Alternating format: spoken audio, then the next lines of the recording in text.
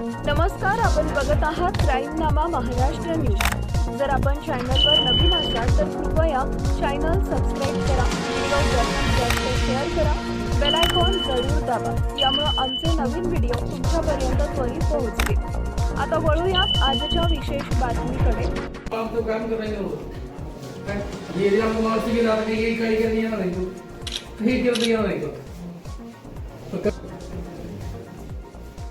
जेव्हा फोन केला तेव्हा मग मी तिथे इंजेक्शन ते पडले रात्री त्याला 12 वाजता दिली.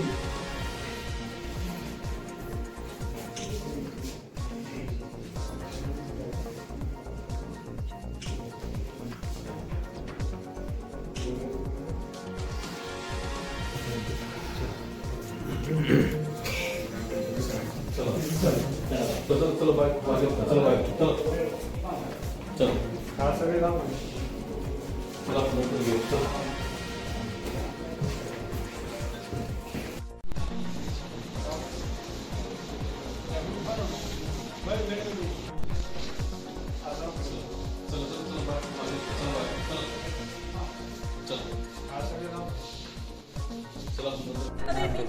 फोन कशामुळे केला नाही त्यांनी सांगायचं ना वाद बीत काही नव्हता मी ड्युटीला घरून चांगला आलता ना ते डब्बा सुद्धा आणला होता इथं कोणाची काही माहित नाही ते काही माहित नाही हॉस्पिटलचं आम्हाला काहीच माहित नाही सकाळी 7:30 ला ते घरून ड्युटीला आलेला आहे 7:30 ला ड्युटीला ते डब्बा सुद्धा आणला नव्हता का अमोल राजेंद्र दोन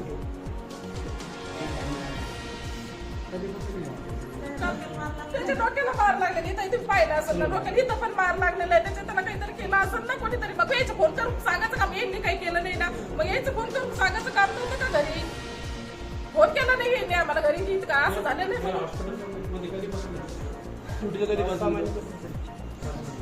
ओटी असिस्टंट होता का?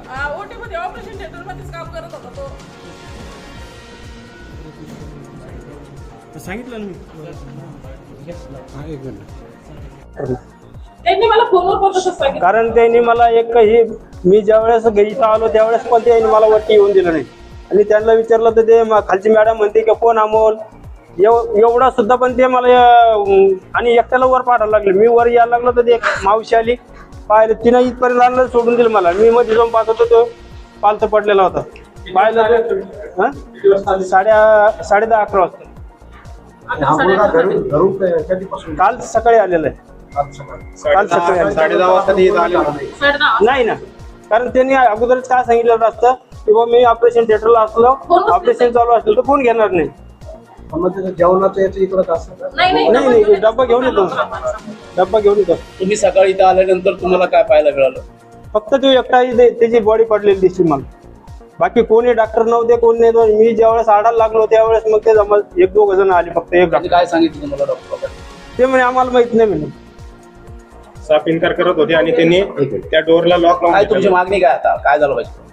मागणी काय आता हॉस्पिटलवर काही डॉक्टर मागणी का ते गुण का देणार वापस पळून कसं गेला जी काही कायदेशीर कारवाई होईल हा त्या डॉक्टरला तुम्ही माझ्या समोर आणा त्यांनी माफी मागायला पाहिजे कारण त्यांनी स्वतः केलेलं आहे किंवा त्याच्या बरोबरचे जे ऑपरेशनला असतील त्याने केलेलं आहे त्या दोघांचं कारण आहे त्या दोघांनी केलेलं आहे कारवाई वगैरे झाली पाहिजे कार्यवाही झालीच पाहिजे मुलाच्या नावाने वाईट पोलिस आले ना इथं त्यांनीच केले वाटतं ना त्यानेच फोन केला पोलिसाला ते आले ना इथं त्यांनी पंचनामा केला तुमचं नाव राजेंद्र जनार्दन दोरके हॉस्पिटलकडून बाहेर चर्चा अशी केली जाते की आत्महत्या केली मुलाची. नाही असं होऊ शकत नाही आत्महत्या करणारच नाही मुलगा कालपर्यंत इन्क्वायरी करायला पाहिजे होती कालपर्यंत त्यांनी पोलिसांना सांगायला पाहिजे होतं त्यांनी तसं काही केलेलं नाही ज्यावेळी आम्ही त्यांना मारहाण सुरू केली त्याच्यानंतर त्यांनी पोलिसांना फोन लावलेला आहे त्यांनी स्वतःहून काही फोन केलेला नाही कोणाला काही नाही जेव्हा आम्ही इन्क्वायरी केली ज्या टायमाला आम्ही इथं आलो त्याच्यानंतर त्यांच्यावर आम्ही मारहाण केली जेव्हा ते आम्हाला आमच्या भावाबद्दल आम्हाला सांगत नव्हते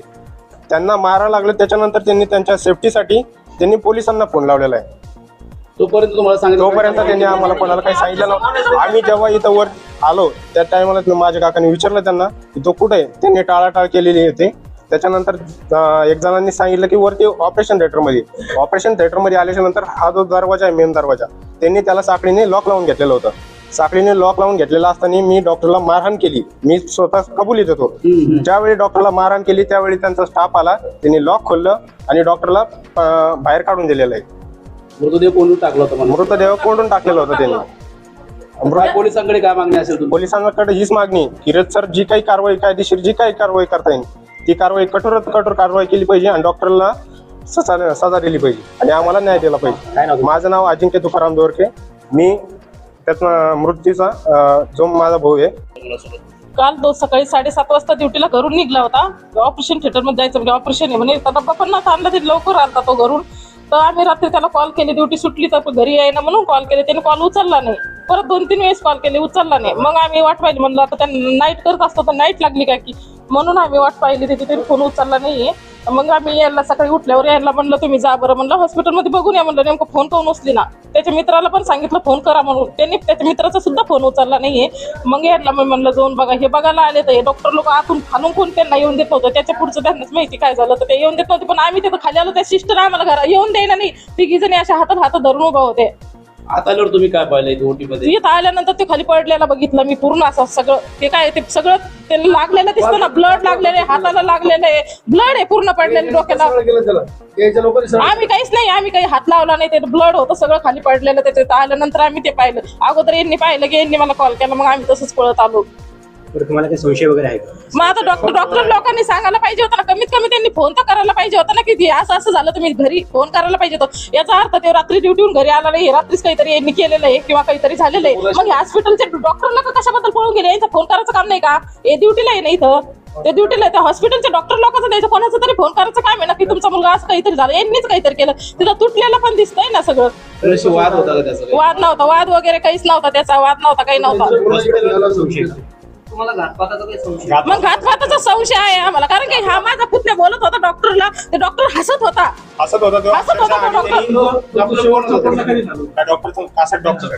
ते घरून निघला होता तेव्हा फोन वगैरे काहीच नाही झाला. फक्त ते घरून निघला 7:30ला, सकाळी 7:30 पावणे 8ला घरून निघला होता. त्याचा 8:30चा टायमिंग आहे वाटतं.